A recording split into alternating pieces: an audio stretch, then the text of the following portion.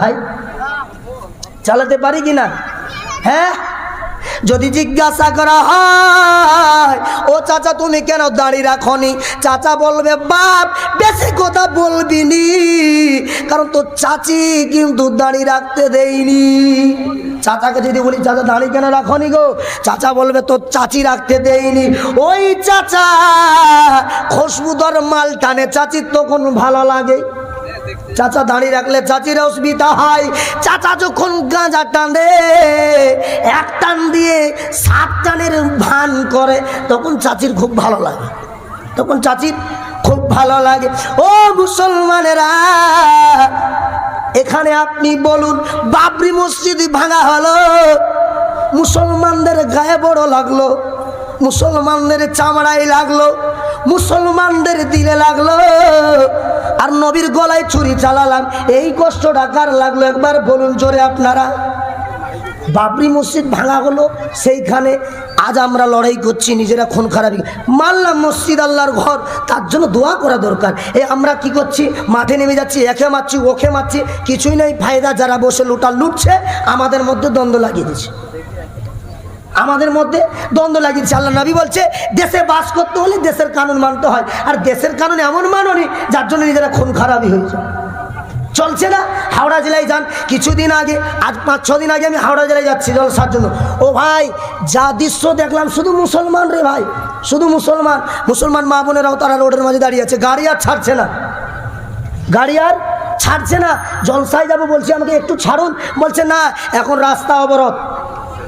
আমার আব্বা জানেরা, ও ভাই জানেরা, ও সোনামণি বন্ধুরা, আমার নবীকে হরিণ চিনেছিল, তাই ওই ইহুদি বলে ইয়া রাসূলুল্লাহ ইয়া হাবিবাল্লাহ হুজুর, আমি আপনার হাতে হাত লাগিয়ে দিয়ে আমি আপনার সাথে কালমাটা পড়ে নিলাম, একবার জোরে হবে না সুবহানাল্লাহ। হরিণের কই দৃশ্য দেখে ওই ইহুদি কালমা পড়ে নিল। তাহলে মুসলমান আমরা নবীর উম্মত, চিন্তা করি তারা নবীকে কেমন ভালোবেসেছিল, নবীকে কেমন মহব্বত করেছিল, আর আমরা নবীর উম্মত আমরা কেমন মহব্বত করি, আমরা কেমন ভালোবাসি। ও ভাই জানেরা, ও আমার বেনাসুলি এলাকার মায়েরা, আপনারা শুনে নিবেন, শুনে নিবেন আইয়ুব আনসারীর বিবির ঘটনা।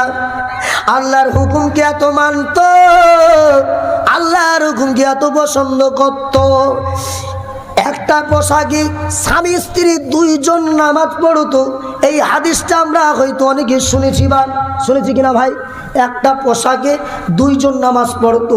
ইনি যখন জোহরের নামাজ মসজিদে পড়তে আসতো, ওনার স্ত্রী তখন ঘরের গর্তের ভিতরে থাকতো। শুনেছেন তো আপনারা?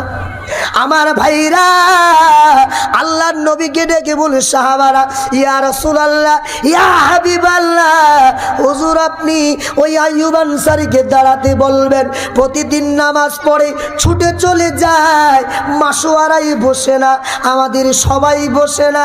আইয়ুব আনসারীকে একদিন নামাজের উপরে ডাক দেয়া হলো, ও আইয়ুব তুমি বসবে, তোমার সঙ্গে কিছু কথা রয়েছে, কিছু আলোচনা রয়েছে। আইয়ুব আনসারী কারো কথা শুনলো না বাবা, চলে গেল ছুটে বাড়িতে।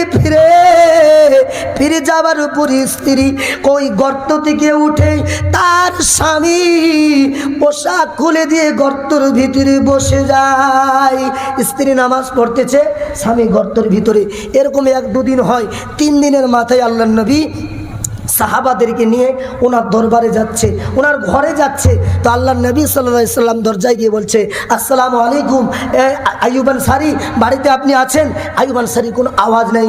1 বার হয়ে গেল, 2 বার আওয়াজ দেওয়া হলো, 3 বার দেওয়া হলো। 3 বারের বেলায় নবী চলে যেতে শুরু করে। আইয়ুবের স্ত্রী ছুটে এসে পোশাকটা খুলে দেই, আর তার স্বামী আইয়ুব পরে নিয়ে আল্লাহর নবীর কাছে চলে গেল।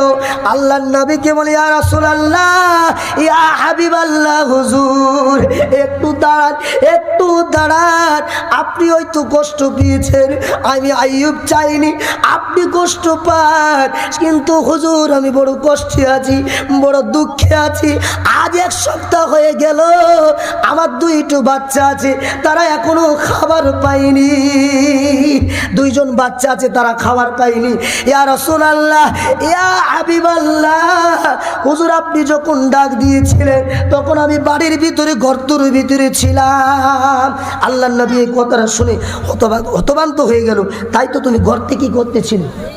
ওই খালের গর্তের ভিতরে কি করতেছিলে? আল্লাহ নবীকে সব কথা খুলে বললে, ইয়া রাসূলুল্লাহ, নামাজের জন্য পোশাক নেই, একটাই মাত্র পোশাক। আমরা মুসলমান, আমরা নবীর উম্মত, আমরা পোশাক পেয়েছি, আমরা সব পেয়েছি, তারপরও মসজিদে যাওয়ার নাম নেই, তারপরও নবীর সুন্নত মানতে পারি না। হে মুসলমান, হে নবীর উম্মত, আজকের আইয়ুব আনসারী এমন আল্লাহর নবীকে মেনেছিল, আল্লাহকে মেনেছিল, একটা পোশাক পরেও তারা নামাজ কিন্তু কাজা করেনি। আইয়ুব আনসারী তিনি নামাজ কোনোদিন কাজা করেনি। হে মুসলমান, তাহলে আমি আপনি ভাবি, আজ তাদের জামানায় তাদের টাকার অভাব ছিল, পোশাকের অভাব ছিল, খাবার অভাব ছিল। আমরা তো এই জামানায় খাবার পাচ্ছি, টাকা পেয়েছি, পোশাক পেয়েছি, তারপরে কিন্তু আল্লাহর হুকুম থেকে দূরে আছি। এই জবাব কিন্তু আপনাকে আমাকে দিতে হবে। এই দুনিয়া আমার আপনার জন্য, নবী কেঁদে গিয়েছে, কবরও কাঁদতে থাকবে।